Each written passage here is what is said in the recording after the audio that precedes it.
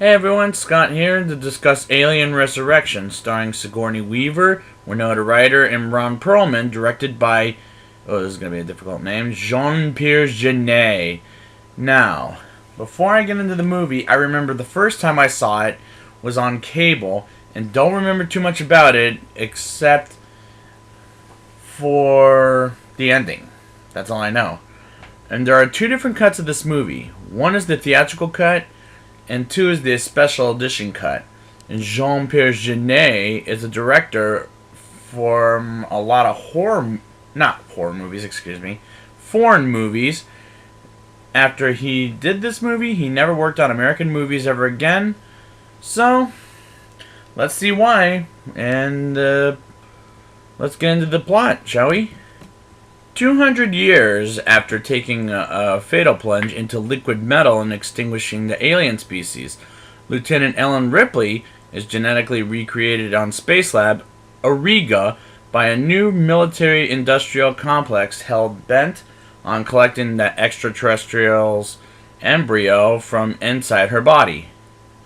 The experiment finally works after 7 failed attempts, resulting in a Ripley clone with xenomorphic strength and agility, as well as a fertile queen that scientists plant in a factory farm behind protected glass. Oh, I'm so pissed about that. But the queen's eggs need hosts if they're able to be grown-sized adults, so General Perez contracts 6 space pirates to supply in his science facility with cryogenically frozen human victims. The motley crew are invited to stay and party after dropping off their contraband cargo, giving newest member Annalee Call, believe me, that's what her name is, the last name Call, an opportunity to attack Ripley in her room. The cynical clone informs Call that she arrived far too late to prevent the resurrection of the monster and opines that the human extinction is now imminent and inevitable. Almost as if on cue, newly mature xenomorphs use their inheriting human reasoning skills and their acid blood to escape their cages and overrun the science station. Most of the Auriga's crew are evacuated or killed, and Father, the ship's eminent computer, sets the course for the ship's return to Earth in 3 hours' time. Ripley forms an uneasy alliance with distrustful Call and the other space pirates to fight their way back on their awaiting ship, the Betty. Along the way, they're joined by Auriga Sentry to Di Stefano, ongoing Dr. Wren, and Purvis. One of the people Wren impregnated with a chest burster while on cryosleep. Ripley, his heightened alien senses draw her to a lab where she must euthanize what remains of the 7 earlier attempts to clone her parasite. Sympathetic Call punches out Dr. Wren for his role in those anguished monstrosities, and the geneticist returns the favor by shooting the woman dead after they bat away through a partially flooded alien nest. Call survives the bullet because she's actually an... Oh, here comes the spoiler alert. Android, like a robot, which she looks like human, like Ash was in the first Alien, designed to selflessly protect humankind at all cost. Ripley considers heeding Call and embracing her long-lost humanity too, but her alien half can't resist the siren song of the Queen and allows herself to be taken away by xenomorphs to a gooey pit, where the egg-laying the monster is hatching a revolutionary hybrid of Ripley and alien DNA. Meanwhile, chest burster by Purvis is starting to emerge, but in the dying act of courage, he uses the beast as a weapon to kill bastardly Dr. Wren, which, oh my god. I can't help but think about Kylo Ren in the Star Wars, which I'm going to review later this year. The surviving team safely reaches the Betty, but pirates Johnner and wheelchair-bound Reese can't figure out how to operate their ship and escape back in the pit. A towering skinned newborn kills its alien queen mother in a violent tantrum before cuddling up with preferred parent Ripley, who only manages to escape when a cocoon scientist distracts the creature.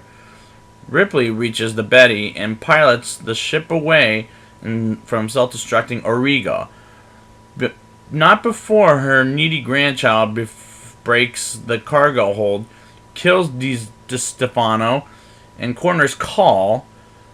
Ripley uses her ascetic red blood to puncture the window and watches the mixed emotion as the new with mixed emotions, let me say that and rephrase that better, as the newborn is violently sucked out in the vacuum of space. The two non-human women clasp hands and ponder a future of Earth just as it's saved as credits roll. Oh, there's a lot of problems with this movie, and I don't even know where the hell to begin at this point. I'm going to start with Dr. Ren's name. It's, like I said earlier, didn't it remind you of Kylo Ren from Star Wars? But I'll talk more about that later this year. Now, the theatrical cut of this movie had the opening of a spaceship moving further in space, whereas in the special edition opened with an alien-looking bug thing, which gross, and some guy who we never see again throughout the film squishes the bug and splits the bug through the straw on the window. And it's like, which, by the way, when you're in a spaceship with a squished bug, which kind of gross, come on. It might kill you to breathe in someone's bug spit. And I wouldn't do it personally while you're in space. I don't know how that works, and I'm not a space expert, but please don't spit while you're in the spaceship. It's really gross, guys. Come on. When Ripley says the line Newt said from the second film, my mommy always said there were no monsters, no real ones, but there are. Very poor choice to reference aliens, especially how James Cameron doesn't like this movie in the first place. And by the way, Newt said it a hell of a lot better than Ripley did in this movie. Can I also say that Ripley is dead in the events of the end of Alien 3, and now this movie's taking place 200 years later, and she's now a clone? What is the matter with you people that want to make money cha-cha-cha-ching to just make this horrible mistake? That is a bastardly bad mistake. I was so pissed when I heard about it. That's why I was like, grrr, in the middle of the frickin' plot summary. It's like, this movie doesn't make any goddamn sense. And I had to hear it and see it with my 2 ears and eyes. Just, no. That's not very, it's only not very uncool, but it's disrespectful to James Cameron, which I'll talk a little bit more about a little later in this show. First of all, don't make Alien 3 or this movie in the first place. Because if you're going to make another Alien movie, don't disrespect and just ruin the story like you did, Mr. Genet, which double flame on you. And last week, David Fincher did another double shame on you, David Fincher. Just for Christ's sakes, leave it alone. When the doctor in the beginning of the movie calls, or should I say, shows Ripley the hand of the glove, and she tells Ripley silently that it's a, or in case if you guys don't know what I'm saying, glove, that's a very obvious scene where the doctor's trying to tell Ripley so that she can pass. It's like, and Ripley still gets it wrong by saying it's a hand. Anyways, calling Ripley number 8 is a very weird and a poor choice of this movie, as well as the introducing of the crew, of the Betty.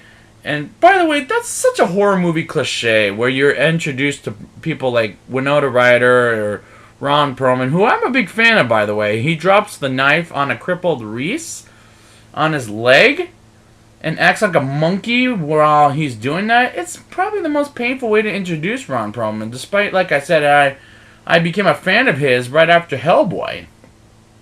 But keep in mind, this movie came out in 1997 and Hellboy came out in 2004. But Perlman, either way, is bad in here, but it's not his fault. I mean, I won't put the blame on him. I put the blame on the director, Genet. And I don't blame him for being in this movie. It's just, he might needed a paycheck. But the basketball scene with him and Ripley, where Ripley hits him in the damn nuts, with the basketball and the crewmate of his just in the bed. He just throws the freaking basketball and Ripley catches it with the palm of her hand. Just one hand. First of all, I got a couple of questions. She does that. Like, how did she grab the ball? Maybe she's a robot. I don't care. But it's still very cliche. And two, how did she manage it? Well, I guess it's a movie, so... And where she's a robot, so full of cliches. There's so many problems with this movie, I can't even frickin' think about it. The scene where Call, played by Winona Ryder, goes into Ripley's cage and tries to kill her, and they end up talking instead. That's very an awkward scene. Just really, it's a very awkward scene. It's almost a little bit of a weird point where I can't watch the movie while being distracted about how obvious Winona Ryder is in this movie. Isn't she kind of an obvious actress? Sorry, Winona, but I'm afraid to say it, but it's unfortunately true. You're always obvious in these movies, and it's like you're not into character. Well, maybe it's her face. I don't know what it is. Sorry, Winona.